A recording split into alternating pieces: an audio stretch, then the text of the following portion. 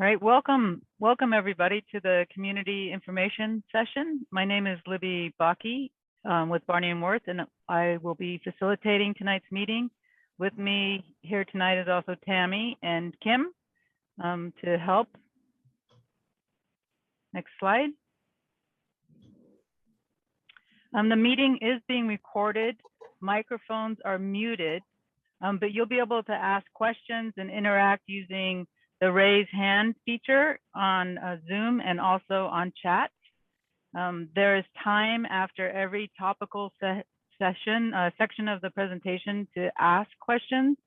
And there's also plenty of time at the end. If we can't get to all your questions during the presentation, we've set aside plenty of time at the end to get your questions and comments. And all the questions and answers tonight will be included in the meeting summary. Next. Oh, and also I should tell you, when you're using the chat feature, you can send questions at any time, and Kim Marshall here, she will be monitoring them and reporting them to the group. So anytime a question comes up, please put it in the chat.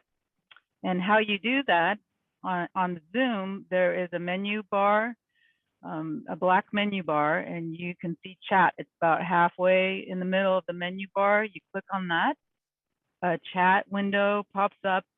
You type your message into the box there under where it says everyone, and you push the arrow, the send button, and everybody will be able to see it, and especially Kim, who's going to be monitoring. Goodman. Join the meeting. Next slide, Tammy. Also, to put your hand up, again on the menu bar, you can see a button called reactions.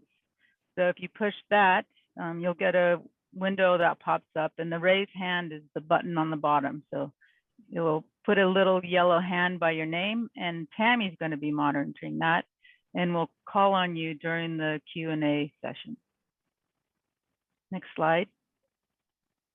Now I'd like to introduce Martha Bennett, Lake Oswego City Manager, and Mike Jordan, the Director of Portland Bureau of Environmental Services, for a welcome. Martha?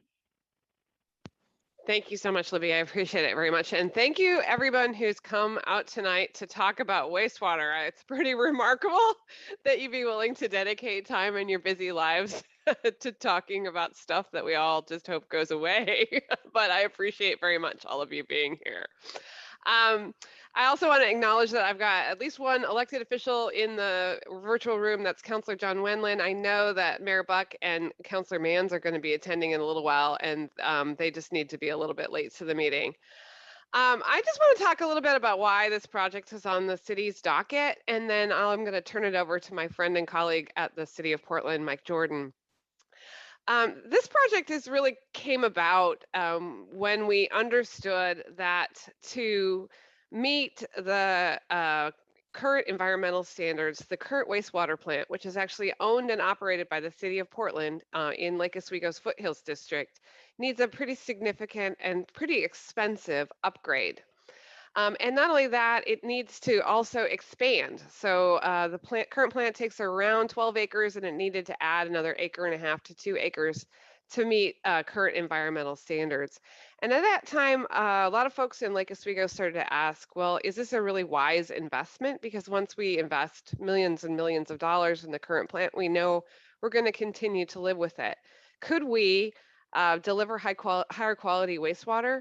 Could we reduce our other environmental impacts like smell or energy use? Could we be a better neighbor for the folks who already live or work in Foothills? Could we take up less space in Foothills so we can make this very valuable land available to the community for other uses? And could we actually keep our current rates at or below the estimated costs for these capital improvements? And so because we were curious about these questions, we decided to evaluate whether a new plant might be a better way to deliver wastewater treatment services to both the folks who live and work in Lake Oswego and the customers who live in the city of Portland. And I think tonight you're going to find that as we've explored the potential, we think the answer to all of those questions is yes, that we think we can actually deliver better quality water back to the Willamette River We think we can reduce other environmental impacts. For example, we can lower our energy use, and we can also reduce odor and other neighborhood impacts. We think we can reduce noise. We think we can build the plant on a smaller footprint so that other land is freed up, land right next to the Willamette River. And we think we can do this cost effectively so that the folks who are paying rates pay no more than they would if we upgraded the current plant. We've had a really strong partnership with the city of Portland. We've worked together for decades now, and they've been an incredible partner in this exploration of something that I think 2.5 years ago, I think seemed a little risky, but now I feel like it's going to actually end up delivering a higher quality product for both communities. So I'm going to turn it over to Mike Jordan from the city of Portland and ask him to make a few remarks. Thanks, Martha. Appreciate the time all of you giving me on the agenda. Yeah, I will echo some of what Martha has mentioned. I will admit that when folks from Lake Oswego first approached us regarding this project, we were pretty skeptical, and we had done a lot of work on alternatives analysis on the current plant for upgrade. We knew it needed to be upgraded, and upgrade probably isn't robust enough a word for what needs to happen at the current Tryon Creek plant. It really needs practically to be rebuilt from top to bottom, and as Martha mentioned, expanded also. And so after our folks got over a bit of skepticism and really started to crunch the numbers about what was going to be necessary and get more real than a facilities plan level estimate of the cost, we decided that if in fact all of the things that Martha mentioned, the environmental outcomes, the technical outcomes, the financial outcomes of being able to build a brand new plant could be realized, then this endeavor was actually going to be a benefit to both communities. We're enthusiastic about the progress we've made to this point. I want to thank Anthony Hooper and the team that he assembled for Lake Oswego, and the team of consulting help that were assembled to, first of all, do the preliminary kind of work to put together an RFP, and then the analysis of those RFP proposals to get to the current partnership, I would call it, with EPCOR. I am now a point where I'm optimistic that all of those criteria next spring will be able to be met, and will be able to come back to both city councils and hopefully be able to move on to the contract phase for construction and permitting of a new plant. The jury's still out. We don't know all the answers yet. That's what this first preliminary services agreement period is for. You're going to hear a lot about that tonight from people who are experts in their fields. But again, I think next spring, I think we will have what we need to make a rational decision for both communities about whether to proceed with the public-private partnership or not. And I'm looking forward to making progress on that.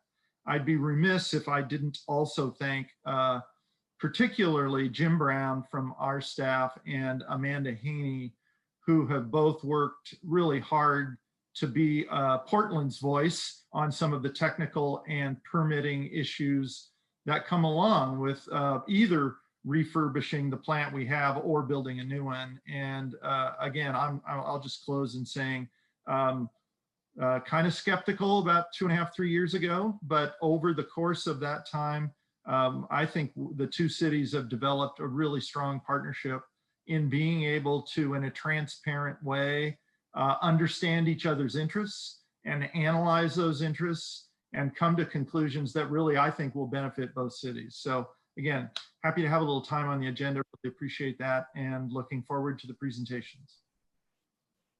Thank you. Next slide.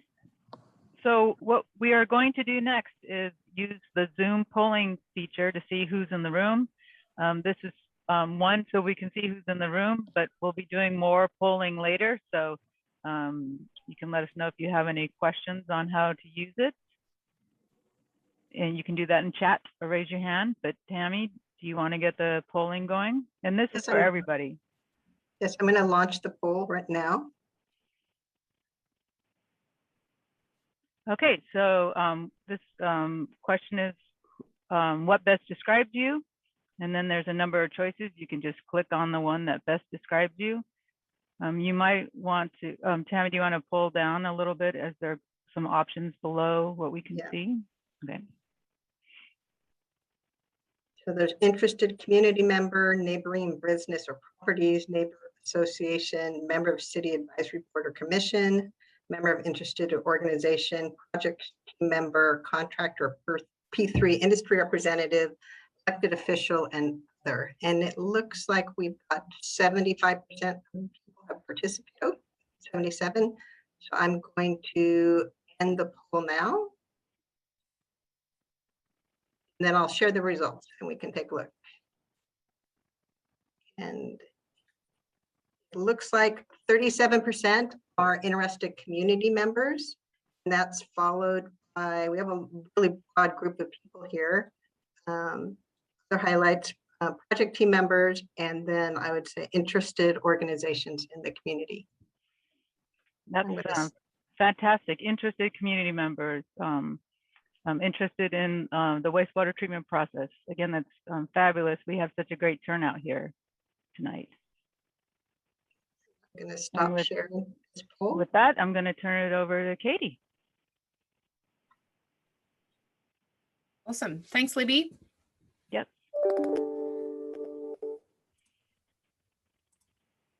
Hi, everyone. Thanks so much for joining us tonight and taking the time to learn more about this project and hopefully to share your thoughts. Firstly, I'd like to say thank you to Martha and Mike for your opening remarks and you're welcome. My name's Katie Kirkland. I'm a citizen information specialist with the city's engineering department.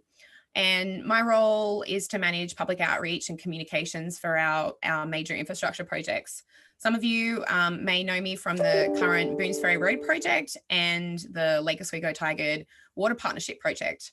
Also presenting with me tonight are Anthony Hooper, Deputy City Manager and Project Manager and Lead for the project, Jill Jamison from Illuminati Infrastructure as our Public-Private Partnership Advisor, and also Lee Ward from EPCOR, who is a Senior Project Manager. Next slide, please. So we have quite a large multidisciplinary team behind this complex partnership project, made up of representatives from several different organisations. And some of those listed here are also attending tonight. If you're on video, folks in the project team, please raise your hand as I mention your names. Erica Rooney, Jim Brown, Daniel Baylett, Kevin Conway, Rebecca Stenham, and Dan Lafitte. So thank you for being here tonight. Next slide, please. So before we jump into the meeting, I'll just go through a brief overview of what we're going to discuss as far as the agenda this evening.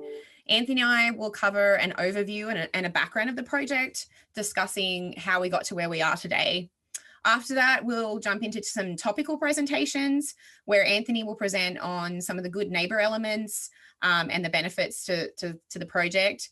Jill will also outline how the project is being delivered, and Lee will focus on treatment technology, sustainability, and the environmental benefits for the project.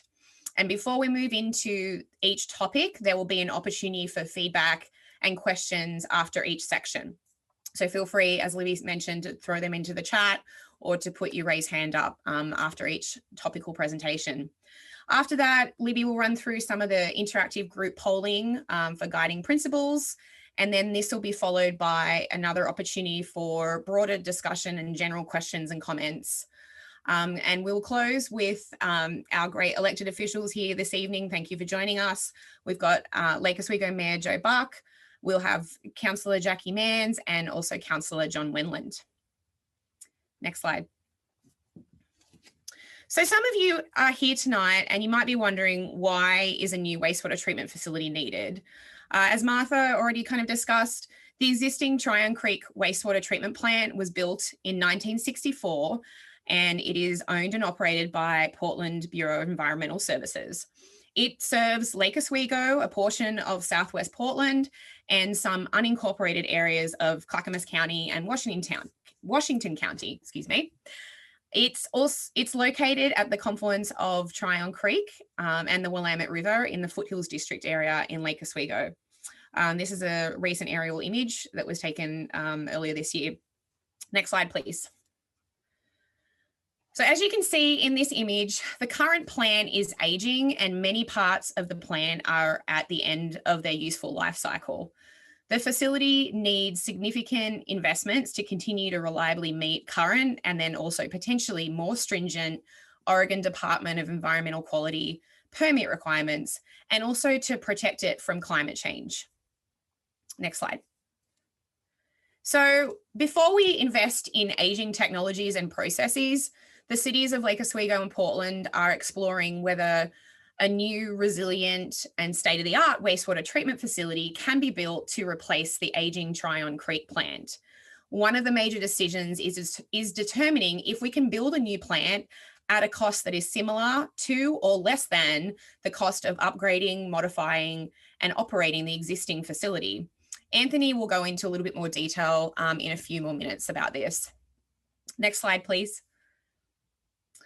So the benefits of a new versus upgrade. There are several benefits to building a new facility versus upgrading or expanding the existing one.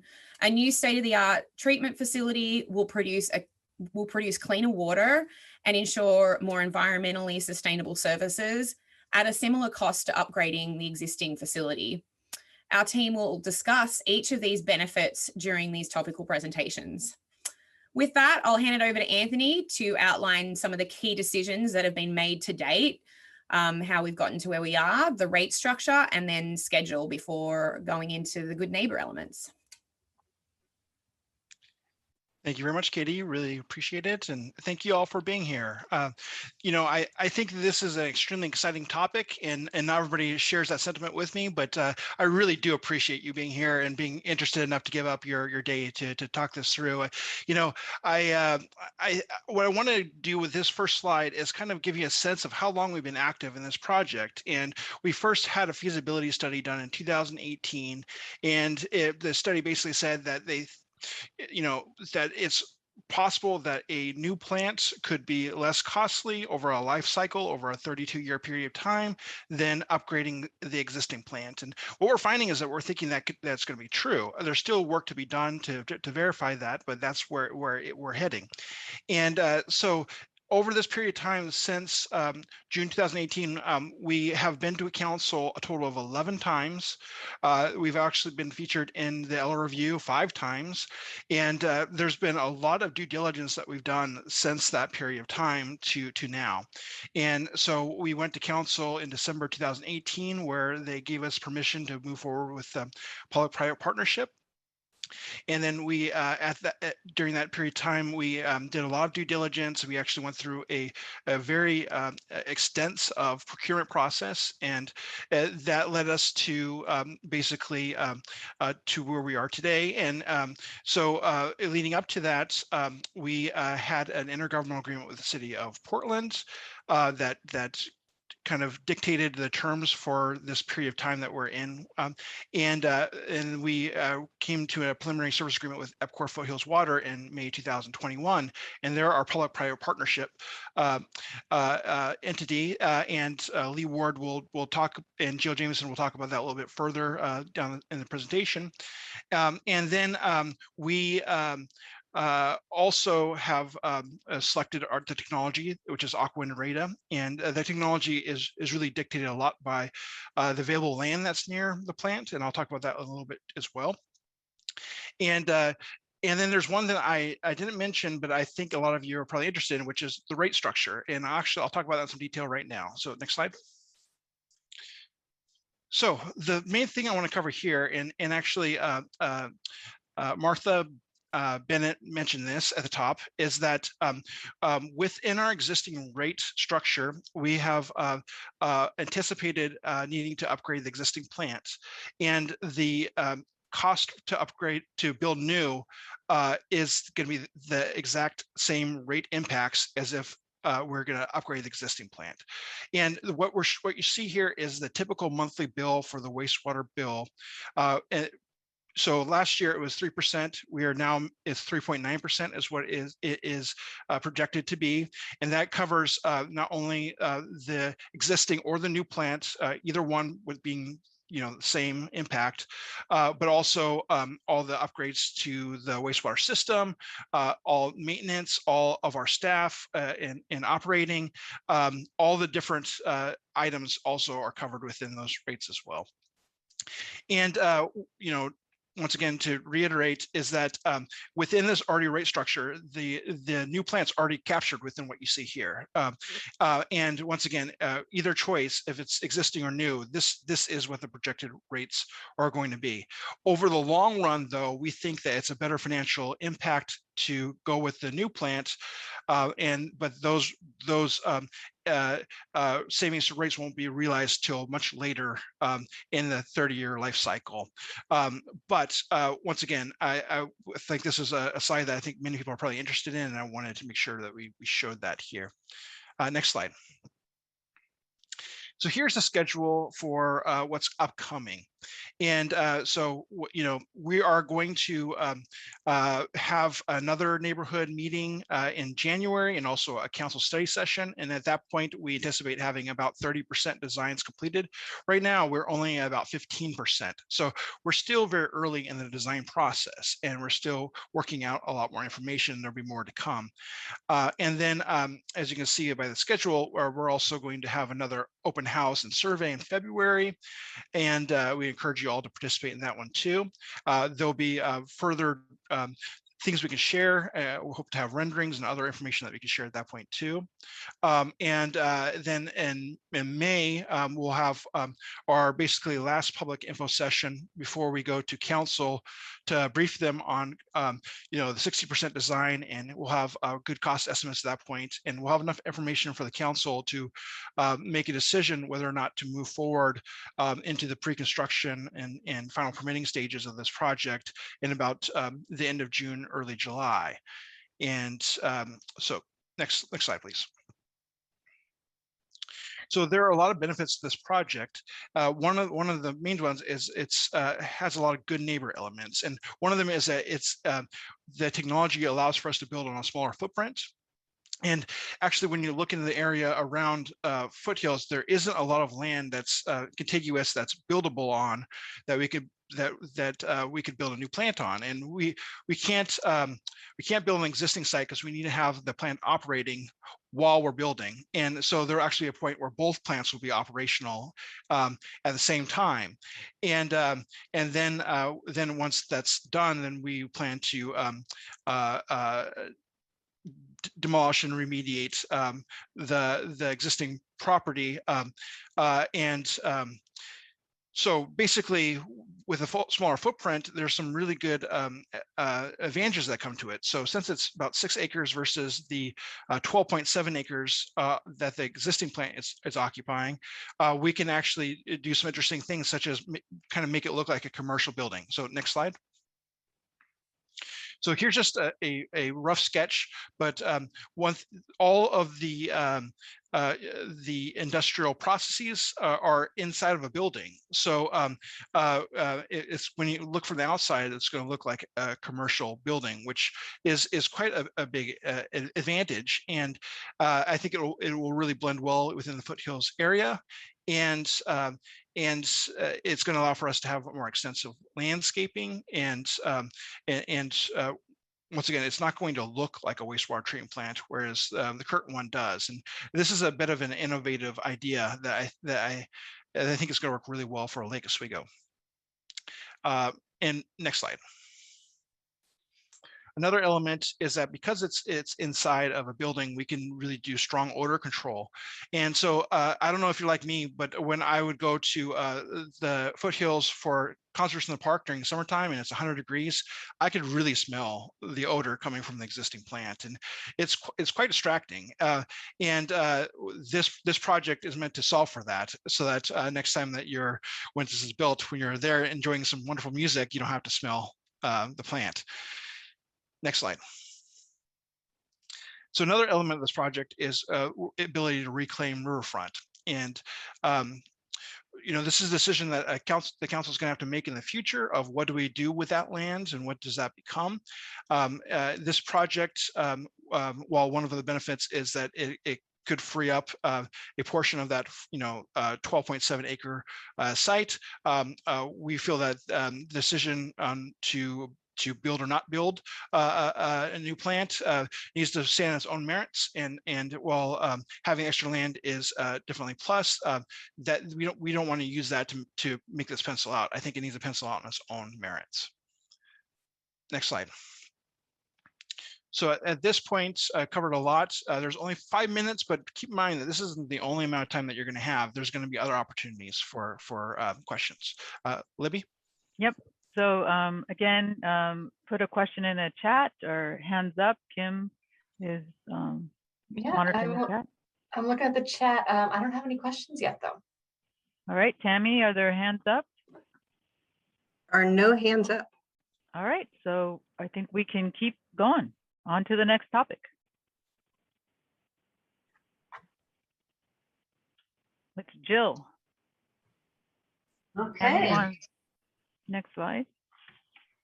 Yeah, well, so thank you, everyone. My name is Jill Jameson, and I've had the honor and the pleasure of advising the city on this project really since its conceptualization. And it's not only about exploring the possibility of a forward-looking, more modern sort of utility plant, but it's also really interesting about the way that this is being delivered. And I think that this is a really important thing. Traditionally with infrastructure projects, the city or the owner of the asset will own all of the risks. There could be schedule delays, cost overruns, et cetera. But when the opportunity or the question came to the city about how best can we explore whether or not this project makes sense, the same question that I helped to help the city solve was, well, it's not only about answering the question of do you or do you not deliver the facility, but it's how you do it, right? How can we do this in the timeliest and most cost-effective manner to the benefit of the public and the ratepayers? And so the way this is being delivered is through a really innovative public-private partnership. And that term has, sometimes it raises ire of people because it means different things to different people. I often joke that the term P3 should probably just stand for PowerPoint presentation, because it's all it is now. Everyone talks about it in those terms. But public-private partnership is really a very generalized term. In the vernacular that we're going to be using in this project, it's really a long-term contractual arrangement between the city and a private entity, which in this case is EPCOR Foothills Water Partners, to design, build, finance, operate, and maintain the new facility. The new facility is owned by Lake Oswego. It's not a private facility. It's not privatization. It's actually owned, and it's on the property. It's on the ledger, the balance sheet of Lake Oswego. It's just being delivered through a private partner who's going to design, build, finance, operate it over the long term. What this does is that it transfers the performance risk of the asset from the city to the private partner. In other words, if there are cost overruns at the time of constructing this, that's not on the city. The city will have agreed already what it's paying, and that risk is on the developer, which in this case is EPCOR Foothills Water Partners. Schedule delays. EPCOR will not get paid until they deliver the infrastructure and it is operating at the prescribed levels. So you can't get a plant that's not working. Well, you can get one, but you're not going to pay for it. So there's some protections embedded in this. And you see on the graphic on the right-hand side, that's really the structure. So the way this works is the city of Lake Oswego, which is on top, will be the owner of the asset, and they're the ones that have contracted with EPCOR. To the right, you have an intergovernmental agreement with Portland, which exists today. It's just kind of got to be updated to reflect the new ownership structure. But below and on the merits of a long-term design, build, finance, operate contract, you have Foothills Water. And what they do is everything that you would naturally or normally do through multiple contracts. Typically, the city would hire a designer, they would do the design, then you hire a construction company. But wait, the designs are bad, I need more money, I need to adjust this and that. And so you have integration issues. But then also there's the O&M. If you design something that you have to take care of, you tend to design it well so that you can minimize the life cycle costs, as opposed to designing it and not worrying about operating costs until the future. So the EPCOR Foothills Water Partners team is not just one company. It's many companies. The main member is named EPCOR, so we often abbreviate it and say EPCOR, EPCOR, EPCOR. But we're never meaning EPCOR, the company.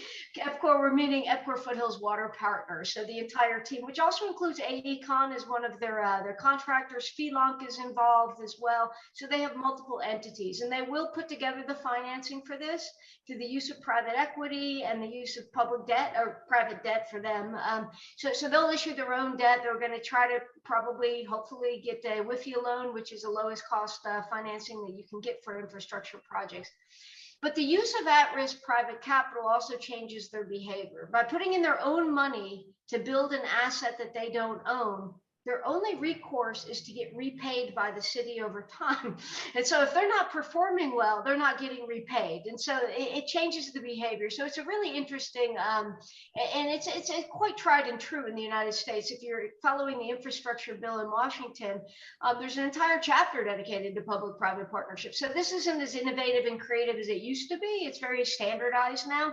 But in this particular case, we think that it's the appropriate methodology to proceed with this, because you get to transfer a lot of the ownership risk away from the city and onto the contractor. If we can go to the next slide, I think that this process also is unique in that it's not just a public-private partnership. What we did, and to Anthony and Martha and everyone else's point, you don't want to make long-term decisions based on bad information or imperfect information. And so the decision to proceed with a new plant versus the existing plant, there's a lot of debate going on around, always invest in something new. But really at the end of the day, I think both cities took the wise approach to say, why don't we hold off on making a definitive decision until proof of concept is proven and we know what the price is going to be and we know if this is going to work. So what we did is that even though we like the public-private partnership approach to this, we created what's called a progressive P3 approach. And this is, Anthony talked about it a bit, but what it is you have basically two phases of this project. The first phase is where we are today, which is on the left. And this goes through about July of next year. And this is what we call the preliminary services phase. During this phase, the city, together with EPCOR is doing most of the work, the city is overseeing and reviewing, but they're doing the design development in a very progressive way. So they're doing a basis of design, then a 30% design, a 60% design, and then they'll give you their final price submittal. But on the basis of this, the city and the cities get good information in terms of the affordability. Will this fall within the threshold that Anthony has set out already in terms of will it fall in a consistent way with existing rate projections, but also in terms of permitting. This whole thing needs to be permitted by ODEQ, so the Department of Environmental Quality, and that's a long-term process. And if they were to say, look, we're not comfortable with the technology, we need 10 years to approve it, then you may not opt for this technology. I don't think that's the case. We're very optimistic in terms of what we're seeing.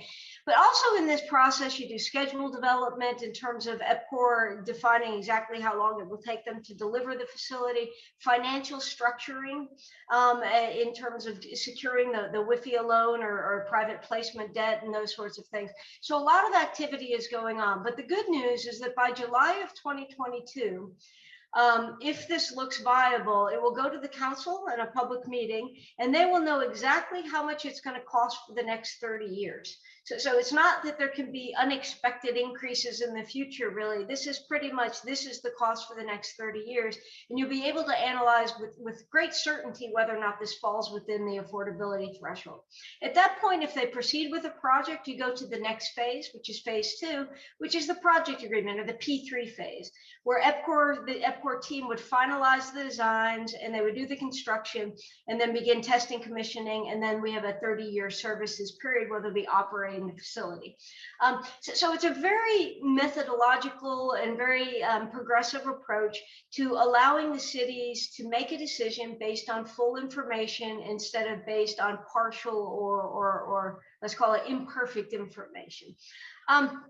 So let's go to the next slide. And, you know, again, I think I said a lot of this already, but why is this approach right for Lake Oswego and Portland in that sense, even though Portland's a little bit more arm's distance from this?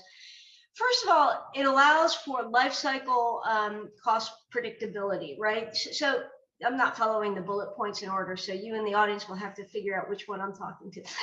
But life cycle asset stewardship, you know, I often joke that in the United States, we have many national pastimes, but from a public works perspective, our number one pastime is deferring maintenance. We like to kick the can down the potholed streets of America because we don't have enough money to invest in a proactive manner. Through the P3 approach, we will prescribe the standards at which this plant needs to operate. EPCOR and its team will have to maintain it in that regard. If they have some deferred maintenance and they have to invest more in year 13 or year 25, that's on them. That's not on the city to compensate. So you don't have that irregular sort of EKG looking investment schedule or budget where all of a sudden you have a spike because you need something. And so that allows the city to have greater predictability in terms of payments. Ratepayers can have a more moderate increase or a more moderate and predictable forward-looking thing. So financial predictability is really important, but that's tied to the asset stewardship. It's because we're locking in life cycle maintenance on this over the next 30 years. We'll even know the condition that it needs to be turned back over to the city for operation at the end of this term. So we'll have useful life, residual life detailed within the agreement. Secondly, and I think this is a taxpayer and ratepayer very important, payments are tied to performance. If the facility is not working as it should, you will not be paying the full amount back to the team. I have full confidence that the EPCOR team is going to be able to maintain it at that. But it's kind of like if you're paying a mortgage to your builder and the roofs are leaking, you feel pretty bad about having to pay the mortgage if you're not being protected from rain. So in this case, if they're not delivering at the performance standards, you deduct payments to them. That incentivizes them to correct any deficiencies, but also it allows you to pay for what you're getting, right? You're actually paying for what you're getting, and you don't start paying until you're actually receiving the benefit of the project. So another peeve that I have is that there's one project particularly right outside my window that I've been paying for my entire lifetime, and I don't think it's going to be completed in my lifetime. It just seems to last forever. It's literally a 50-year project at this point, and it is yet to deliver 1 ounce of public benefit. The black hole of public works where you pay money in the hopes that future generations might benefit from it, that's not what this is. You will begin to pay for this project upon completion and when it's delivering the benefits. And so it ties payments to the performance of the asset, which is really important. And you know, it's increasingly the way we're looking at infrastructure in the United States. Very importantly as well, we do very strongly believe that this will accelerate delivery by combining, you know, this design build process. So EPCOR and its team, once it gets to its 60% designs, they'll start to fast track, if there's an approval to go forward, the delivery process. So it generally saves about 25% in terms of schedule versus traditional design bid build. So that's also a good thing, because once the decision is made, there's no need to pussyfoot around, get this thing done, get this thing operating. And finally, as I mentioned earlier, optimize risk allocation. You know, it's a sad truth in the United States and across the globe that the public sector often owns a lot of the contracting risk on these things. So cost overruns are paid for by the taxpayer, paid for by ratepayers, et cetera. Through this P3 approach, we've basically transferred a significant amount of that risk to the private entity, which in this course is the EPCOR team, and they're better positioned to handle it than the city. The city can't handle the construction process if they're not the ones actually lifting the hammer. So we think that this is a very good approach, and it's certainly being tracked at a national as well as international level because of the creativity that both cities have embraced in terms of delivering it through an alternative financing delivery structure. So I'll pause there because I see 10 questions in the chat, and I hope they're all for Anthony and not for me. So yeah, I was going to say we have some questions now from Anthony's earlier talk, and Kim, I thought maybe you could start with the two ones that relate to the park. Oh, absolutely. And one of them's just a comment, but yeah, there's one question about any possibility to use some of that acreage for park trail type uses. I'll start with that. So the answer to that is it's possible. It's a question. It's something that the council is going to have to decide, and what portions of that property they use, and what they do with the property. And I think is a decision that we're deferring. And I think there's a lot of things we have to figure out first. Yes, I think that it's going to have to go to council, and there's going to have to be a discussion on what the uses could be. And a related question, someone was interested to hear about how the city's other plans to extend the riverfront trails from George Rogers Park to Tyrone Cove and Terwilliger Trail may be impacted or benefited by this project. I can start that one too. So the scope of where those improvements are is outside of where we're talking about making the improvements. So they're independent of one another, and there is no overlap or interconnection. However, one item that we will be looking at is possibly doing a reuse of water for Foothills and George Rogers, and so we could possibly leverage pieces of right of way that could be along that use. But anyways, that's all I'll say on that. Right. I see we have Linda has her hand up, Tammy. Yes. And then we'll go back to the chat. Yeah. Oh, Linda, you're on. Yeah, no, you're on. Lydia Lipman. Lydia. Yeah. Lydia, Thank sorry. you. Sorry. Thank you. Small screen. I was excited to see that you're concerned about the neighbors, because in fact we're your closest neighbor. We are in Stamford Road area, which, as you know, is north of Tryon Creek. I am interested because this is such a important and environmentally sensitive area that we're building in, as to whether you have had environmental studies and whether you are going to be using any floodplain to build this project. And if you are, I'd like to really get to learn about how you intend to mitigate that, and also whether DEQ and FEMA are involved in this, and at what stage. We're going to have some answers about that, because with climate change and the siding of Foothills, as you all know, this is going to be a major issue, and I'm hoping that you're addressing it early in this process and not later in the process. And certainly for us at Stamford Road, there had at one stage been talk about mitigating any use of floodplain by putting it to Tryon Cove Park, which would be a real problem for us, because during the last flood in the 90s, the biggest flood problem was overflow of Tryon Creek, not overflow of Willamette River. So all of these are issues that affect us and affect everybody concerned with the viability of Foothills. And we'd like to be involved in that conversation and know how those aspects are being dealt with sooner rather than later. It's an exciting project. Thank you for listening.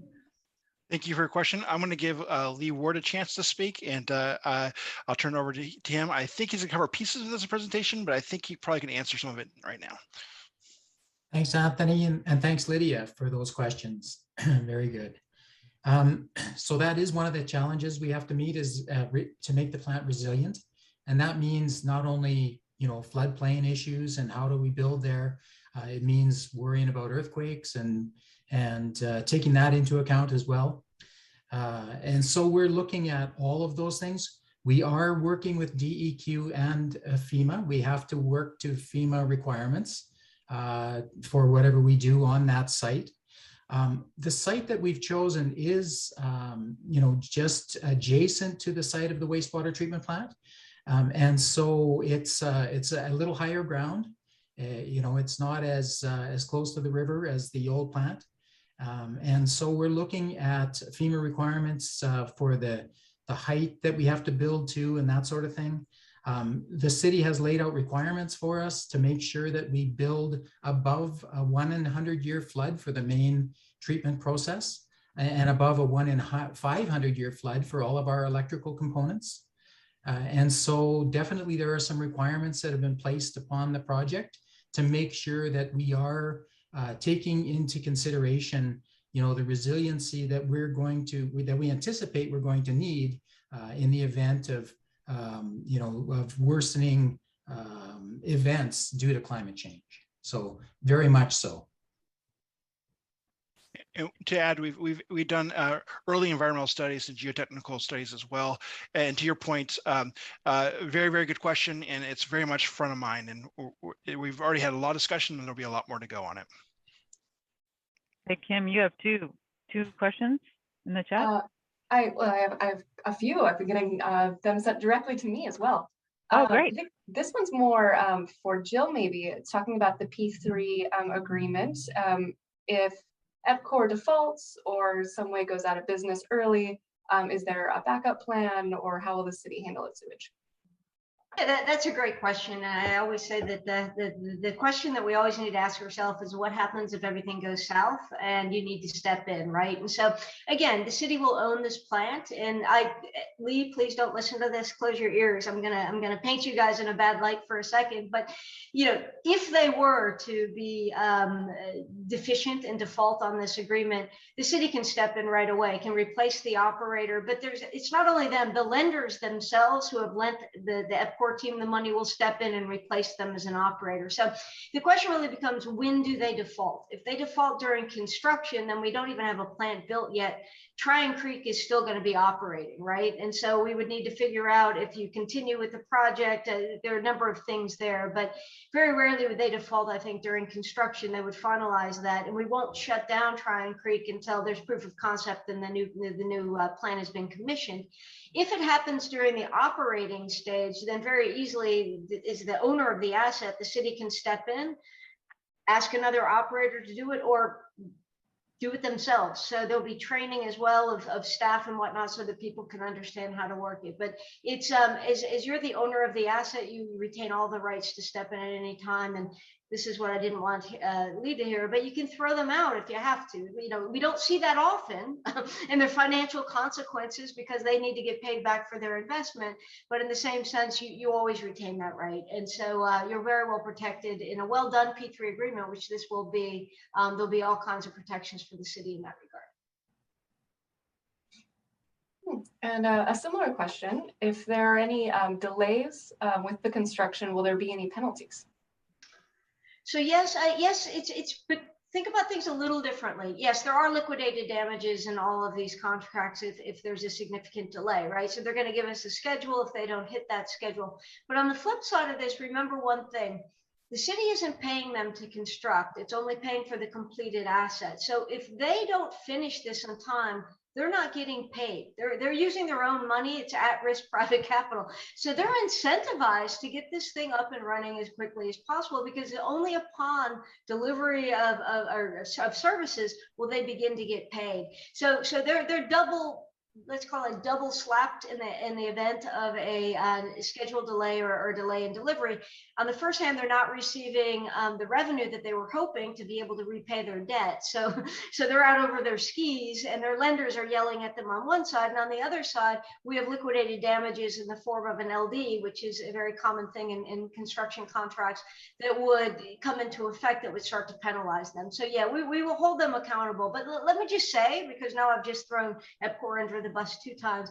I represent the city, but I have to say that EPCOR is very well respected and very well known. P3 operator. And I think that, you know, the city, when it did its procurement, had international interests. I mean, it was global interests, literally from all over the world. There were teams looking at this.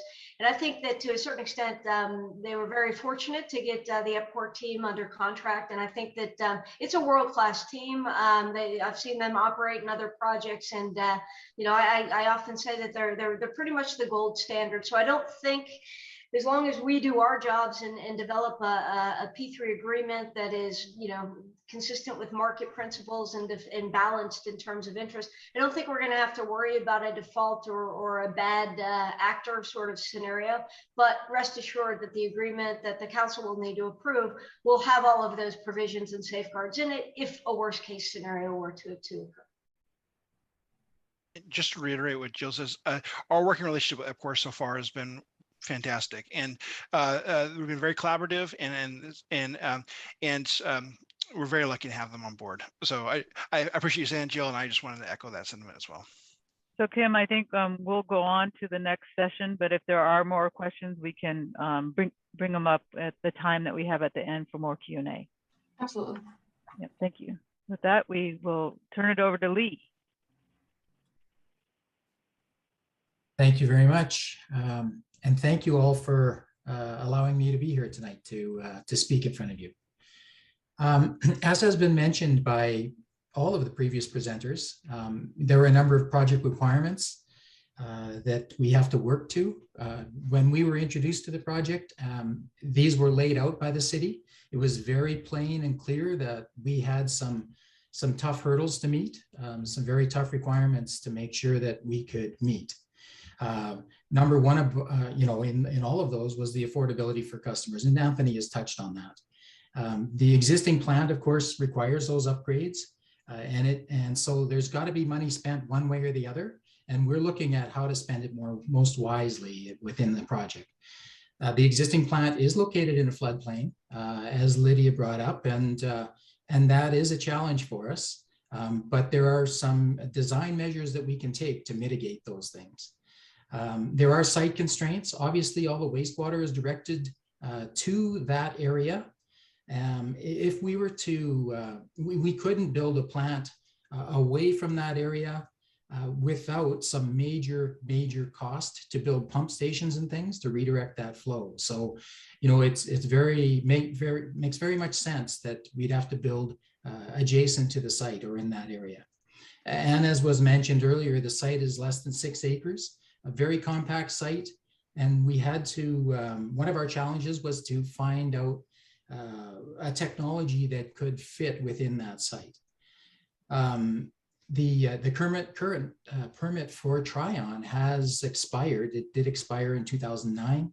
DEQ is very interested in getting a new permit in the hands of the new plant operator. And so, you know, they know of our decision. They know of the technology that we've put forward. We have been talking to DEQ, and they're on board with, you know, with trying to work towards getting this new infrastructure in place. Next slide. Other project requirements that were very important, laid out to us by the city. You know, the plant had to be energy efficient. We had to come with some great ideas about how we were going to cut the electricity usage to the bare minimum. Climate change is on top of mind. You know, we're all kind of reminded every time we see, you know, fires raging in California, or we see, you know, floods happening across the world, or, you know, those types of things, that it is upon us, and we have to be mindful of that. Sustainability, again, is top of mind at the plant. We want to be not only efficient with our energy, but we want to be efficient in how we design the structure and how we integrate that structure into the community. The plant has to be reliable and resilient, able to withstand some of these weather events that we're anticipating seeing. And of course, we've all seen in the past few months the number of attacks on infrastructure across America. You know, with hackers holding utilities for ransom. So that's very much top of mind for us too, and we've got to address that. Next slide. So when we did our analysis, we narrowed it down to two different technologies. As Anthony mentioned earlier, Aqua Narita is what we have put forward as the way we'd recommend the city go. It has gained a lot of momentum in the last few years. And we've been talking to different plant operators across America that have just put these plants in, and they're showing great results. And all of the expectations that came along with choosing that technology are being recognized. So we're pretty satisfied that this is definitely the way to go. Next slide. So I think we want to just show you a short video, give you a little taste of what Aqua Narita is all about. I'm going to stop sharing the presentation. We'll show you a video.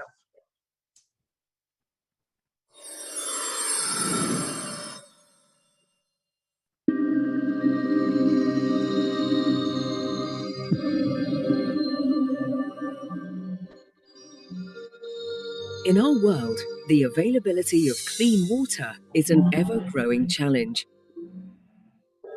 Urbanization and population growth put a strain on land usage and the environment. Water quality is in jeopardy, and treatment costs are rising. Conventional water treatment with activated sludge has been a tried and tested method for over 100 years. However, it has significant downsides, such as high chemical and energy consumption, and poor settling sludge demanding large clarifiers, resulting in a large installation footprint. In the 1990s, a professor at Delft University of Technology took on the challenge of designing the ideal water treatment technology. This resulted in the development of Nareda technology. It can be applied in new plants, but also used to retrofit existing ones. The core of Nareda technology is a unique aerobic granular sludge. All biological treatment occurs within the granules and in one tank, without the need for energy-consuming mixers, pumps, clarifiers, or complex moving decanters. Nareda wastewater treatment works in batches, consisting of 3 phases. The anaerobic fill and decant phase.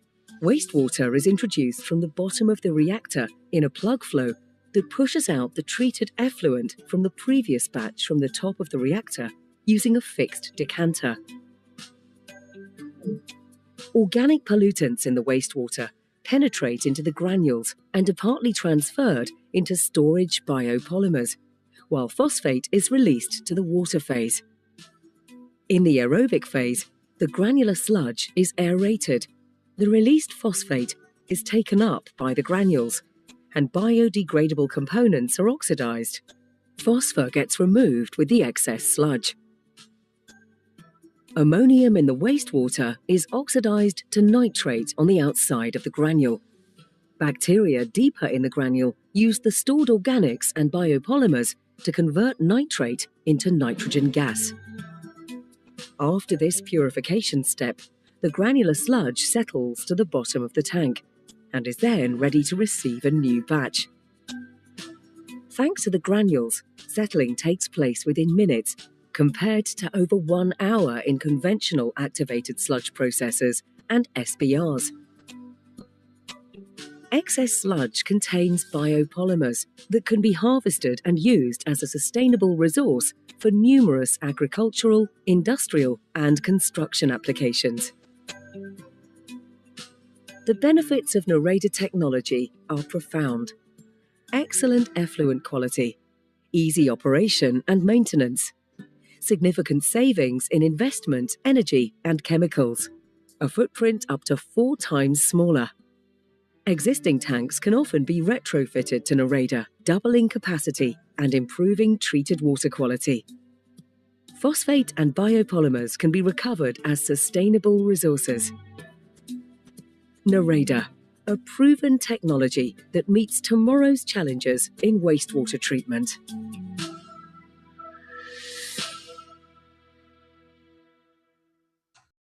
All All right. Thank you, Tammy. Next slide, please. So just a little more information, kind of follows up on the video you saw, but again, this is, most plants are a continuous flow process. That means the water comes in one end, flows through the plant and continues out through the back end once it's treated. This is a little different approach where we call it a batch process. And so the new raw wastewater comes into the basin, pushing the treated wastewater out the top. And so once that happens, we stop filling. We turn the air on. Oxygen is transferred into the sludge or the biomass where the treatment takes place. Once we've done that for a while, we turn the oxygen off. We let the biomass settle down to the bottom, and then the same process happens again and again. So very simple process, doesn't require a whole 20-person workforce or anything like that. It's very simple to build and very simple to operate. On the right, you see the granule that they showed you in the video. Typically in a wastewater treatment plant, you have very many different basins which have different environments in them, some with oxygen, some without. You grow different biological biomass in each of those basins to remove the particular constituent of concern with the wastewater. Well, in this plant, it's one granule and it does the work of all of those different granules in one. Next slide. Anthony already showed you the site location adjacent to the Tryon Creek site. Next slide. So again, the Tryon Creek wastewater treatment plant is closest to the river. We're looking at a site that's slightly higher up and elevated and away from the river. And so it's really that site where you see that large white building. And that's the 6-acre site that we're contemplating locating the plant on. Next slide. Here is a picture of the floodplain, and this is a picture from 1996 when Lydia was experiencing the flood. And so yes, you can see that, at this, and this was almost a 1 in 200 year flood, but it does penetrate that entire floodplain. And so there are measures to be taken to control that flooding. And that's the kind of thing that we have to be aware of and work through as we progress the design. Next slide. The environmental benefits are our major focus to us. And so, there's 4 times less space used compared to a typical wastewater treatment plant. Again, this is the only way that we could fit it on a 6-acre site. Smaller physical, environmental, and carbon footprint by building this type of plant. Again, 50 to 60% more energy efficient than the most highly ranked, next highly ranked technology, which was membrane bioreactor. There's less mechanical equipment.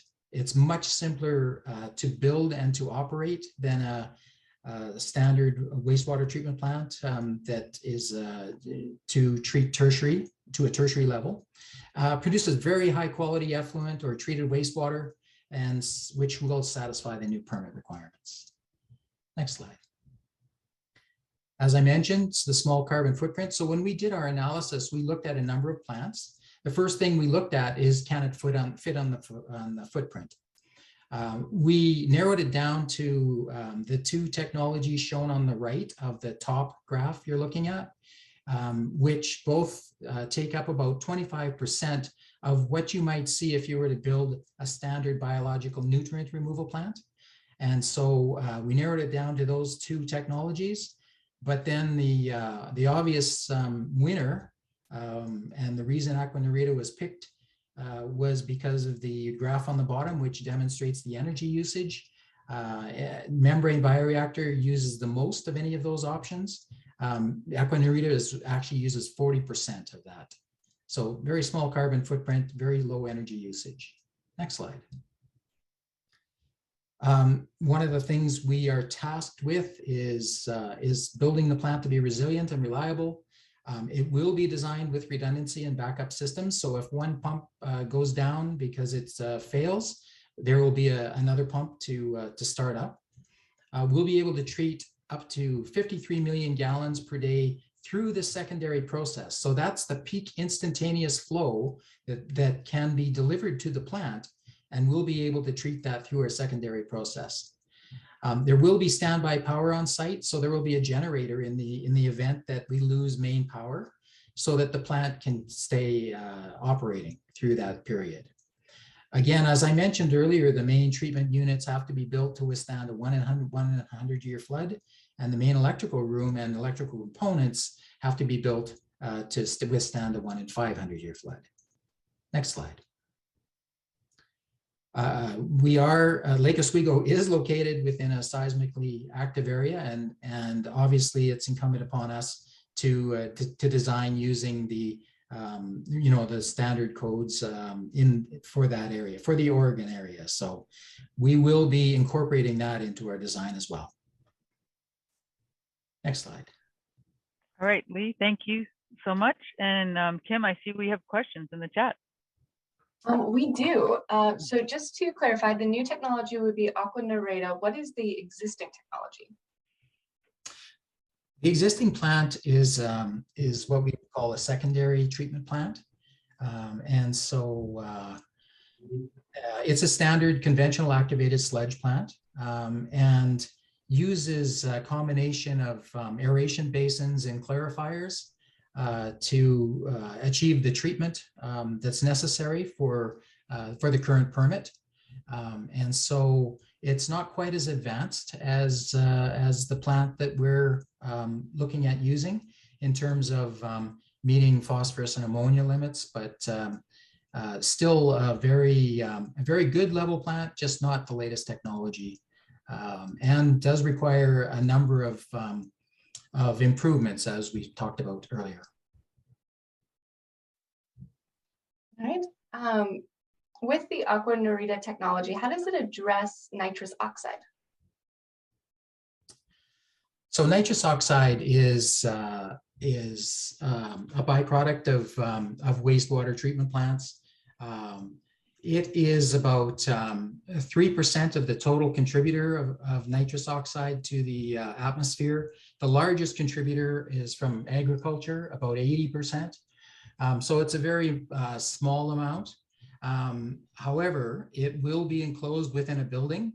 The process will be enclosed within a building. And so the amount of nitrous oxide that's actually released to the atmosphere is very, very low compared to any other wastewater treatment plant or technology. Thanks, Lee. And I'm looking to see, I still don't see any hands. So we'll continue with questions from the chat. Unless Tammy, I think you might have somebody. Yes, we do have a hand raised.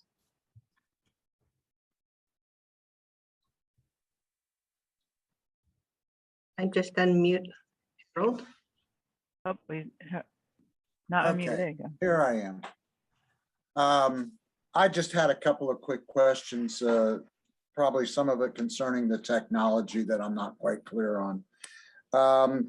These, I'm going to call them balls because that's what they look like. Mm-hmm. Are they recyclable, or is that your waste product that you have to go and bury somewhere? Yeah, so in any wastewater treatment plant, the aim is to remove the constituents out of the wastewater, and one of the largest constituents is actually organics and the solids that exist within that wastewater.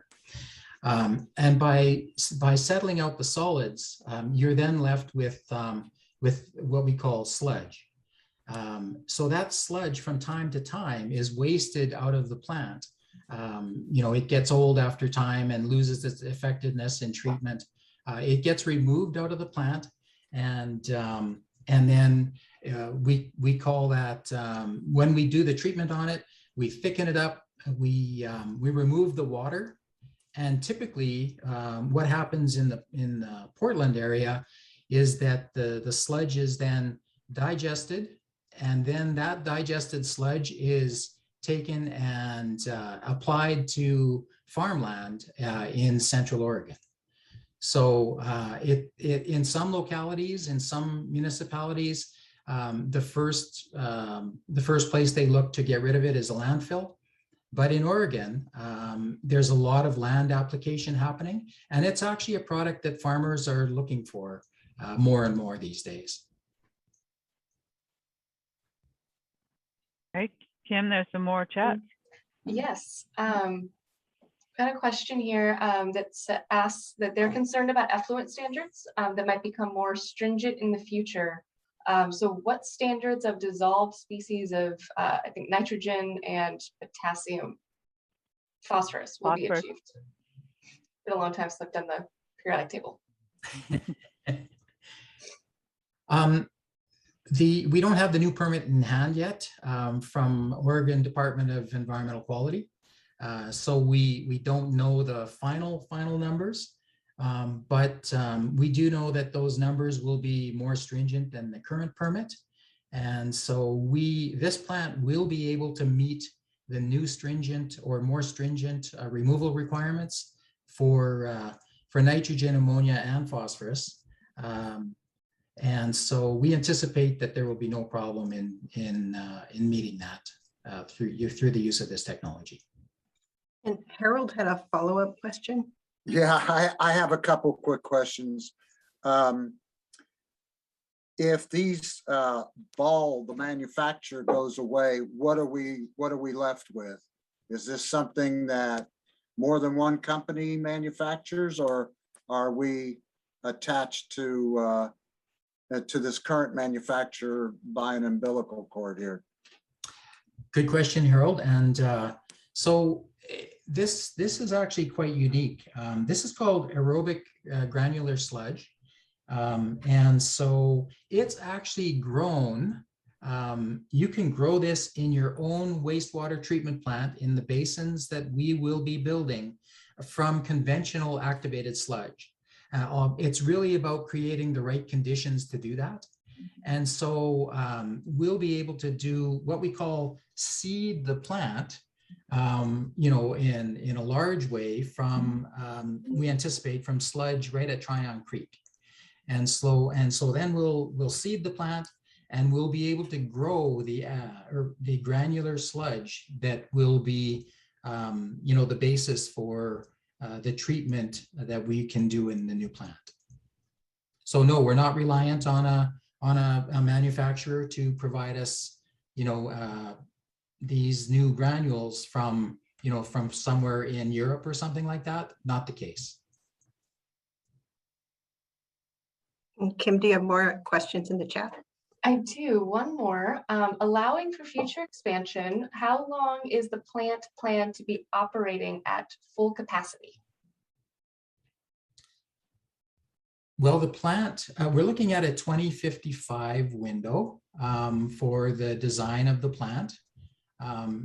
The current flows aren't as high as they will be in 2055. We anticipate some growth, in Lake Oswego, not a lot because Lake Oswego is built out quite a bit, but the surrounding areas, we anticipate some growth, but the plant's design capacity will be designed for 2055.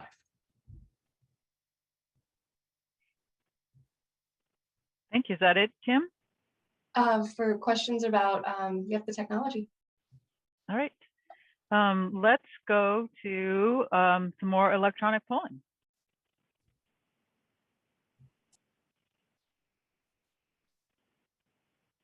And Libby, I'm going to go ahead and launch the first poll, or do you want to discuss it first? Yep. No, we just, there's a series of questions here too. So the guiding principles, project values, we're interested in getting feedback from all of you about which of the guiding principles values are most important. So Tammy, if you want to start the poll. There we go. And I'm launching the poll. So the first guiding principle, clean water. So on a scale of 1, extremely important, to 5, unimportant, how important is producing clean water? I can see extremely important is winning the race here. Yeah. Yeah, extremely important and important. We're at 100% for Great. both I'm of gonna those end the- together. I'm gonna end the poll. All right. and Share the results. Okay. 75% extremely important and 25% important. Thank you, Tammy. Go to the next question. And I'm going to launch the poll. The second one is energy efficiency. And again, the same scale.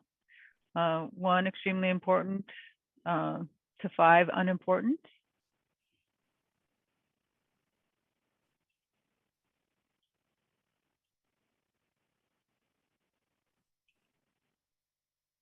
All right. I'll end the poll. Okay. And this again, a high value, 41%, extremely important, 53% important. I can do math. That's 94%. So another high ranking value. Next one, Tammy. And I'm launching the next poll. And this is about resiliency. We was discussing that same scale.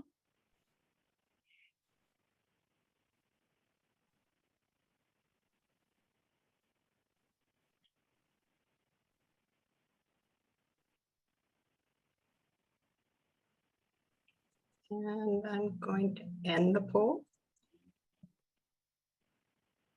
Again, much like clean water, resiliency has a high score here, seeing 100% between the both, just like clean water. Okay, we have 2 more. 2 more questions to go. I'm going to launch the next poll. Okay, being a good neighbor, Anthony talked about some of the ways that this facility is going to be a good neighbor.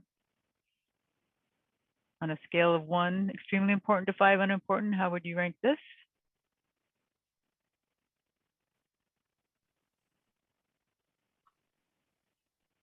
All right. End the poll. 40, 80. All right, so a little more of a mix here, 39% and 39% for important and extremely important. 8. And then the last one we're going to poll on is affordability. And I've launched the poll.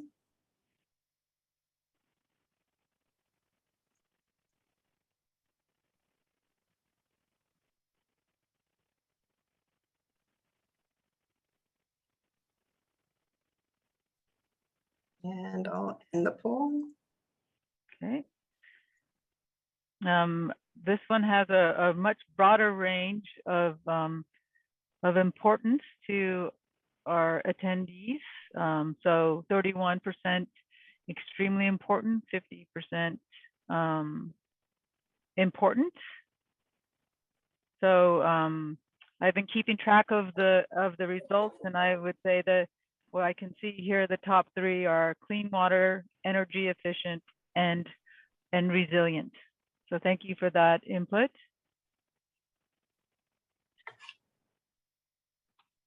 Go to the next question, Tammy.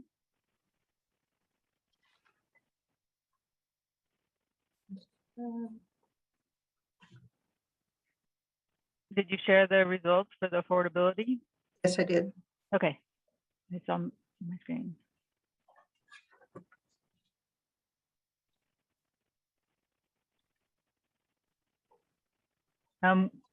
Based on what you've learned tonight from this presentation, what are you interested in learning more about? And this will be useful for us as we're working on public engagement and education. So, you know, this is also what you're interested in learning more about, but what you also think your friends and neighbors might be interested in learning more about.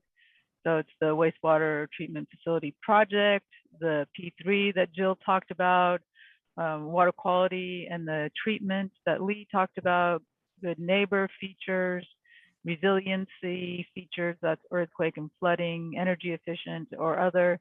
And this one you can pick as many as you like.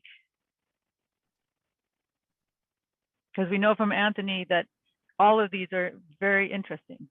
So. I'll give a little bit more time here. Right. Then we can wrap it up. There we go. I'm going to end the poll. And then let's see the results here. All right, so the project as a whole has the most interest at 61, and but also public-private partnerships and water quality. Thank you. All right, Jill. Yay. Yay. Now I'm going to stop sharing. Right. And we have another question. I'm going to launch the poll. And this is also going to help us so that we can advertise future events that, the best possible way. So how did you hear about this information? We're very happy you're here. What was the way that you heard about that? We heard about this event. And I'm going to give it a little second and then wrap it up here. Yeah, a few more. Oh, yeah, and there's word of mouth down here. Scroll through. Alrighty, I'm going to end the poll. Okay, thanks, Tammy. Share All right. the results. Oh, so that's great. So email invitation at 34%. That's a great return, and also the postcard and the city council meeting. So thank you very much for your help with that. Okay. Is that the last one? That's the last one. That's the last one. Okay. All right. So next up, we had said there'd be more time at the end of the presentation to have more questions or comments. And I know, Kim, you've been saving some. So why don't we start with the ones that you've saved? Yeah, I've got one. How much will or has the city spent before deciding to go with the P3 approach?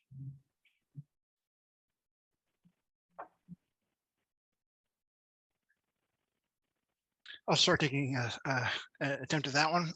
So the preliminary agreement portion is estimated to be about $7 million.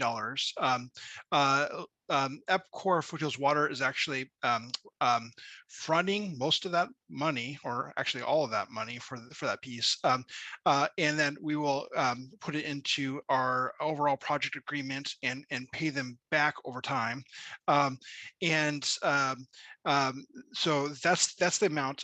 We are currently about I think it's, leave me correct if I'm wrong, what, $2.7 million into that as of the end of August. And then we also have some money that we've spent on consulting so far. So during the whole preliminary services period, I think it's estimated about $1.4 million total. We've spent about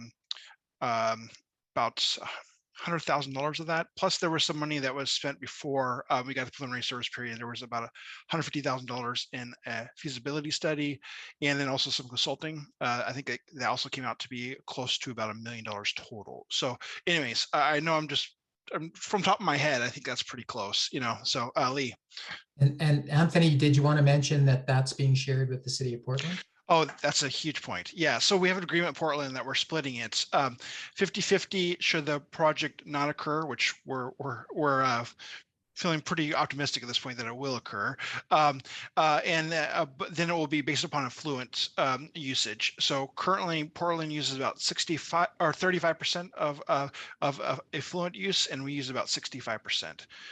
And so that would be the split of all those costs I just mentioned. So anyways. Anthony, if I can just clarify a little bit more as well. So I think it's a really good question, but I think Anthony mentioned it, but in case people didn't catch it. So out of pocket, the city has paid some consultants a certain amount of money, but the work that EPCOR is doing, EPCOR is using its own capital, and that investment, consider it kind of design work, will be incorporated into the 30-year payment structure if the project goes forward. So nothing is out of pocket yet from the city in that regard. If the city decides not to proceed with the project, then depending on the timing of when they decide that, there will be a payment to EPCOR for the services they've provided. But if it goes forward, that will be incorporated within sort of the rate structure that you already saw. But out of pocket, which I think is important because the city doesn't have a whole lot of free cash lying around. Again, that was sort of the progressive structure of this, was to allow EPCOR to finance the progressive period or the preliminary services period, which would then be rolled into the rates. So you probably said it better than I did, Anthony. I just wanted to reiterate it. No, I think you captured it, and I looked it up while we're talking. So it's 1.2 million is how much we've spent out of pocket, really, for consulting, and that's the actual money that the city has paid at this point. Then with everything Jill said is also true. So. Yep. All right, thank you. Are there any more questions before we go to closing remarks? Oh, they are. Here they come, Kim. I have a few more questions in the queue. Excellent. Excellent. If you have any information on how the lands near the Tryon Creek plant will be restored and how other lands will be mitigated during the plant relocation. I can start that, and then I'll put it over to Lee after. So as part of actually EPCOR Foothill Water Partners' scope of work, that they need to look at the remediation and demolition of the plant. So we anticipate having more information of that when we get closer to the spring of 2022. So Lee, do you want to add to that? Yeah, no, that's exactly right. We won't know exactly what the scope is. As part of the project, we will have to decommission the existing wastewater treatment plant, and that means transfer flow over to the new plant, transfer it away from the old plant, and then, turn off all the systems and decommission all of the systems at the old plant. We will, towards the end of, or the beginning of the new year, we will be starting to look at a demolition plan for the plant. And so we'll identify all of the issues, all of the actions that have to be taken to demolish the plant and to remediate the property. That will include, environmental studies, making sure that we've dealt with everything that we have to deal with in an appropriate manner, and putting together a cost and letting the city know what that is along with that report. So.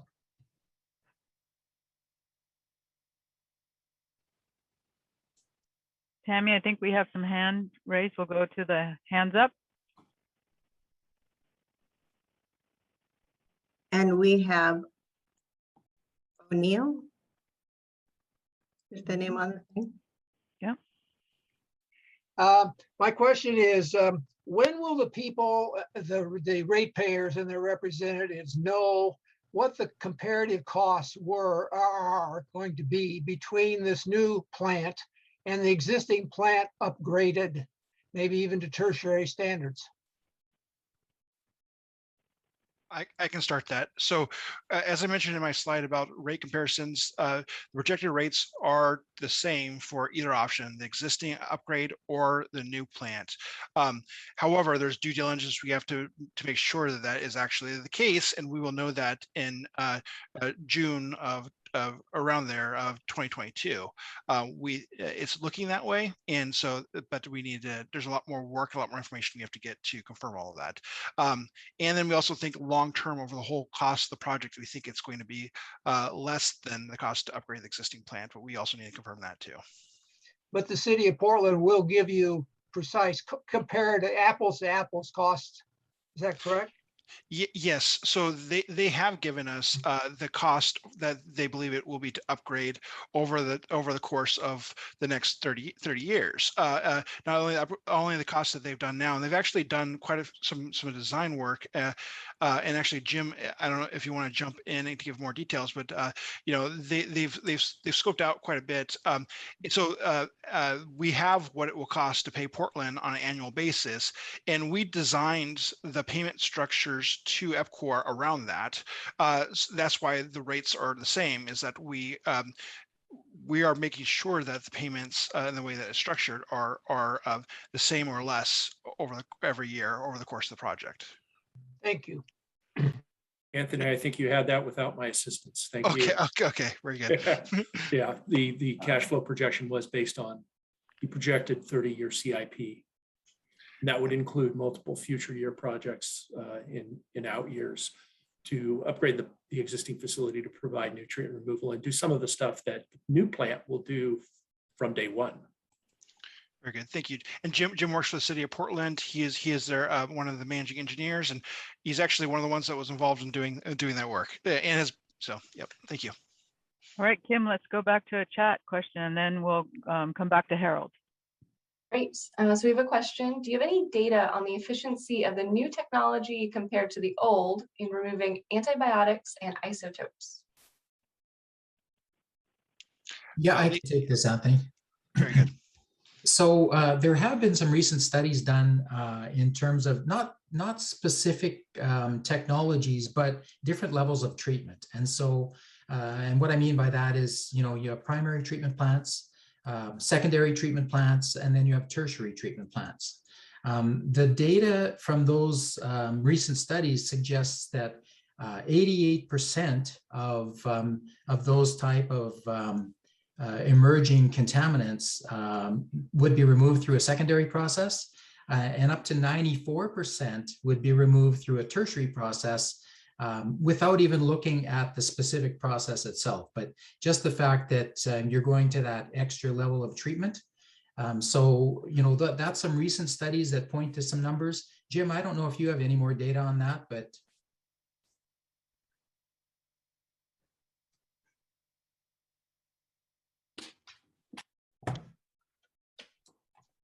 I think you're on mute. Yes, I had a little a mute problem there. No, I don't have any interest in any different data than that, but I know that conventional treatment technologies have a very difficult time with contaminants of concern. All right, Tammy. Yep, thank you. Okay, I want to go back to the rate question. We really haven't gotten an estimated percentage increase, and we just had a large water supply and huge increase in the last couple of years. And here's my concern. I have looked up EPCOR and seen some of the other facilities they've had, like in Arizona. I think there was one in California, and there were a slew of complaints of the increases once EPCOR's been in position for a short period of time. And the other complaints, which was like 50 some complaints out of 50 some comments, was that the service that you provided to your customers was low grade. I'd like to know, number one, what assurances we have that the rates won't instantly or soon thereafter start to skyrocket, even though Lake Oswego is mostly populated with affluent people. It's not 100%. Some of these bills can really hurt a household. And what assurances do we have that the service that you provide will not get 50 out of 50 some reviews that say that it's not up to standard? I can take that, Anthony. Harold, I think the two communities you're talking about or you're referring to in Arizona, are communities that that EPCOR inherited from a previous provider. They had not maintained the infrastructure. This is one of the things with P3s that that won't allow what happened in Arizona to happen in Lake Oswego. So they had not maintained the infrastructure over the past 20 years. And the infrastructure was in dire need of upgrading. And it was actually starting to lead to some water quality concerns and things like that. And so EPCOR brought forward a capital plan that was approved by the Arizona regulator to do improvements to the system for public health reasons. And so the people in the community who were used to extremely low water rates because their water system was falling apart, you know, it was a shock to them to have to pay for improvements to their system. Even though some of the complaints you're talking about from customer service point of view were caused by the fact that there were water quality issues and things like that in the community because of the old infrastructure. And so even with the capital improvements that EPCOR put forward and said, we'll fix the system, they still have paid less or no more than the average of all of the communities in Arizona. So there are a lot of specifics to what you're talking about, Harold. And so we can confidently say that EPCOR does strive for high customer service, you know, and with the P3 in Lake Oswego, the contract that Jill was talking about will ensure that the rates can't go up. The rates, so the contract is set for 30 years, the payments are set for 30 years. And as Jill said, if things start falling apart, if equipment has to be replaced, if we don't meet performance standards, EPCOR doesn't get paid anymore. We get paid what the original payment structure was agreed upon with the city of Lake Oswego. So yeah, if I could add to that, just to elaborate a little bit further. So I work on the city side of this ledger, so I'm representing the city and advising Anthony and the team in Portland as well on this. Look, there are always going to be examples where rates go up. This contract is being structured in a way that, to at least point, it cannot, right? So they're not, EPCOR is not in charge of setting rates. It's the city that sets the rates, and there's a established, you know, projection already there. So we can guarantee you that EPCOR can't come in and set the rates because they have no legal right to do so. So that's the first thing I would say. The second thing, in terms of performance, as I mentioned before, the contract as it's being devised will penalize EPCOR for performance shortfalls. An accumulation or persistent shortfall in terms of performance would mean a trigger to be able to terminate the contract. So we have in good provisions there. Again, I think my experience, 50 complaints for a utility, I probably complain 50 times a week to my utilities. so I feel for utilities, because if anything's wrong, we all tend to do that. But all I can say is that the contract that we are working on right now is designed to protect the public interest from any of those eventualities. And to the person who asked the question, it's a really good question to ask. I think it's the right question to ask, but this contract would not even allow EPCOR to raise the rates, first of all, and secondly, we'll have performance protections in there that we can discuss even further as we get closer to the June date of a decision as to go or not go. But a good question, but I think Lee answered his part. I just want to assure everyone the contract as written would not provide EPCOR with any opportunity to raise rates. So can I add one more small point? Yeah. I think, I'm pretty sure, Harold, you're referring to the Better Business Bureau and the 50 complaints. And Lee, how many customers do you have? How much did EPCOR have? Tough question.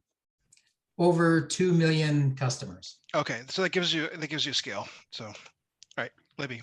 I just was going to say, Kim, how about asking the question about Portland on the chat, and then we will go to closing remarks. Yeah, absolutely. So the question is, how will Portland's expansion in community, and I believe that they mean increase in population, affect the capacity of the plant? Anthony, I think I can go ahead and answer that. Yep. I would say that the new facility is utilizing the flow and loading projections that were prepared for the upgrades and really rehabilitation of the existing facility.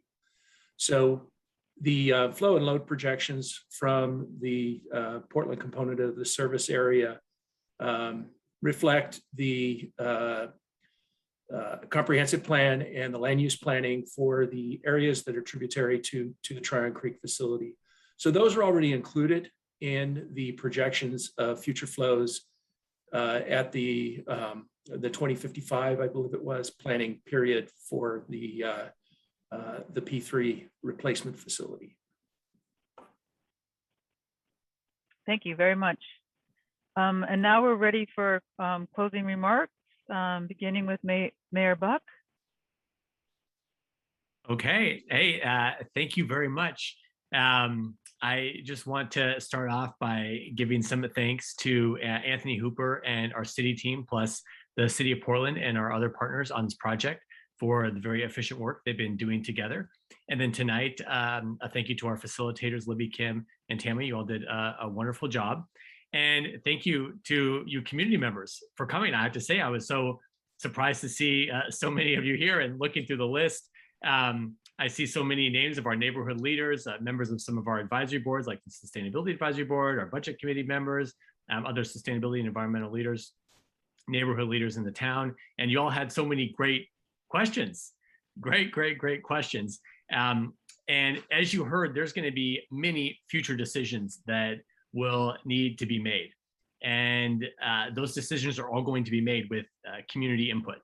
As we're thinking about how to best serve both our current and future residents of the community, while also being good stewards of the natural environment and continuing to create a community with the doors, open to all. So I just ask that you all please thank you for being involved now and continue to be involved in the future, because we need these questions, and we as the city council in the city are going to need your input as we faced many decisions down the road, not just on this plant, but you can see some of these ancillary benefits that this new project is going to engender, both in the environmental benefits, energy conservation, and then how we'll be able to best utilize valuable land in the foothills and surrounding properties for future generations of Oswegians. I heard you all loud and clear on values for this project in energy efficiency, producing clean water, being a good neighbor, and being resilient. When it comes to infrastructure projects, Lake Oswego has really been leading the way, whether it's the groundbreaking Lake Oswego Tigard Water Partnership, which is Oregon's has the first and only seismically safe water infrastructure in the state, or our new city hall, Boone's Ferry Road. The city's been thinking outside the box, and sometimes that makes us a little uncomfortable, new technology and whatnot. And it's the same here, right? As we explore Aqua Narita, it's a first in our state technology, but we have an opportunity here to create a safer, healthier community for everyone. We're fortunate, that the circumstances align here the way they do, that we have land available to us, and that we have great partners and wonderful minds on this project.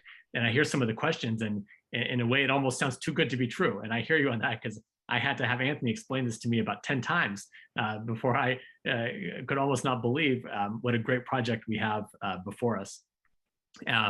And we had a study session as a council on this last week, and now tonight. And I think by the end of this, I never thought I would know as much about aerobic granular sludge as I'm going to know going through this project, but it is great. And with your input, we're going to continue moving forward with technology that aligns with our community values, and will set future generations up for success with this incredibly important project. And I think it's safe to say that this project, it will be nice for us to be known more for our effluence instead of our affluence. I couldn't help myself with the wastewater puns, and they will just keep coming. Okay, so and with that, I'm joined by two of my colleagues here tonight, Councilor Windland and Councilor Mans. But I have the honor of turning things over now to Councilor Mans. Thank you, everyone, again. Why, thank you, Mayor. That was hardly a waste of your breath there. Thank you. I'll keep this short and sweet. I can only echo everything that the mayor said. In addition to which, one of my goals in both my many, many years of work on the water treatment plant, from soup to nuts from the beginning and all that went along with that to our current operation, is that I was looking for sustainability. And when I say sustainability, I'm kind of an OG. I'm an old school person. I look at people, place, and profit. And I use that profit in the loosest term, meaning that we're going to give people, employ people. People will have jobs. I think this particular project achieves all of those. I'm extraordinarily excited that we can be a line leader, if you will, in helping to help our environment. I mean, we have talked the talk for a long time, and now it's time to walk the walk. I know it won't be inexpensive. I know we're going to run into issues or complications as we move around. But given the team that we have, and I want to give a shout out to Anthony, to Jill, to Lee, and to our facilitators and everyone else, and I want to say hundreds and hundreds, but I don't know that there are that many, who are making this happen. I feel 100% confident that what we're doing for our city, as well as for Portland, and for the river, and for our community, and for our environment, is absolutely the right thing. The best part is that we'll be able to keep costs down, because I too, like someone else had mentioned, really don't want to see my utility bills go up any further. So to all of you who came here tonight to learn more about this, thank you so very much. Thank you, Mayor Buck, for your great words and all the great questions. And I now will turn it over to Councillor Wendland.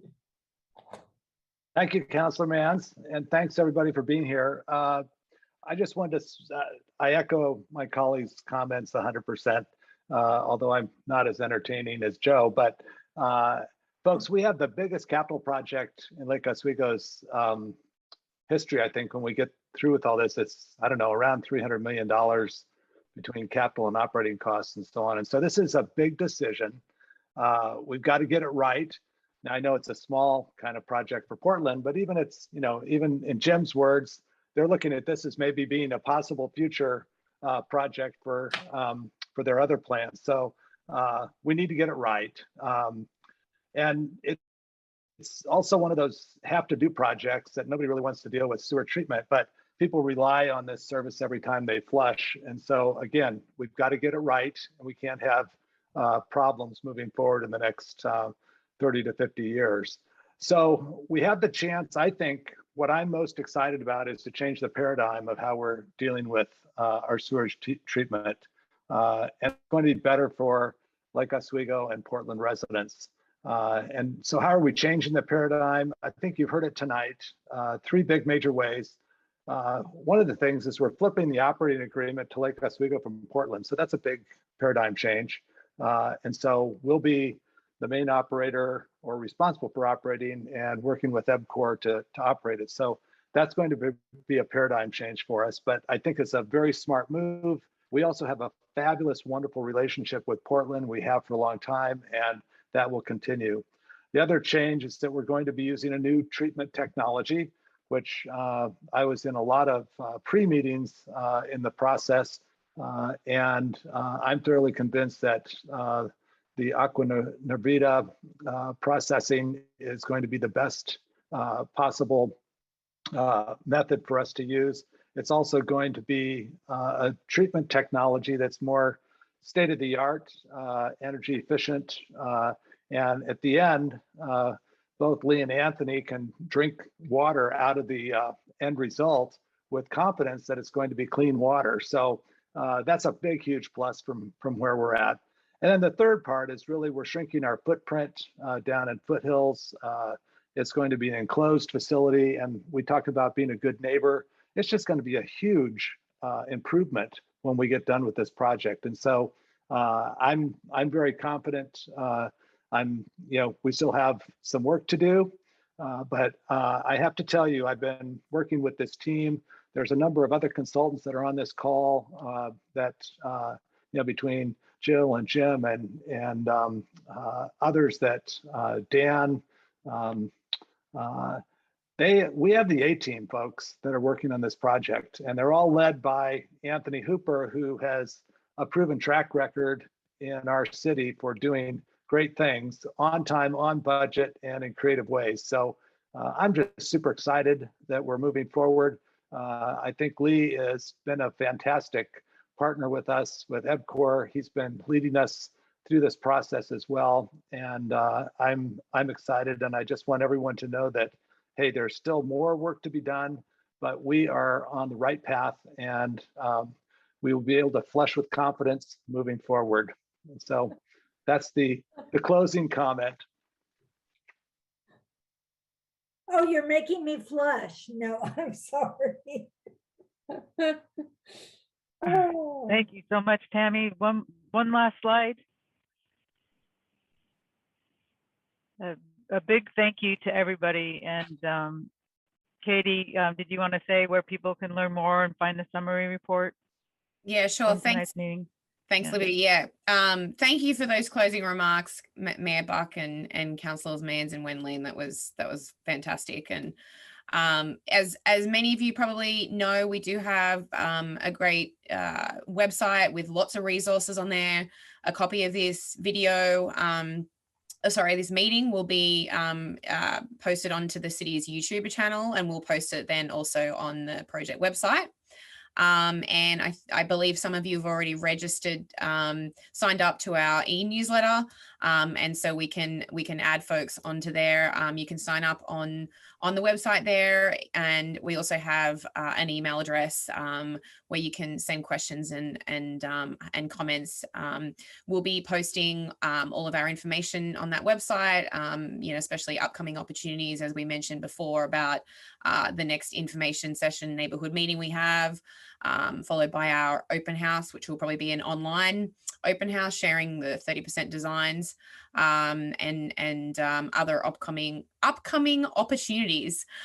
So really appreciate all of you coming tonight. I think we've all been blown away by everyone's attendance and questions and interest. I think it's exciting. It's a big project. Lake Oswego's had a lot of big projects over the last couple of years.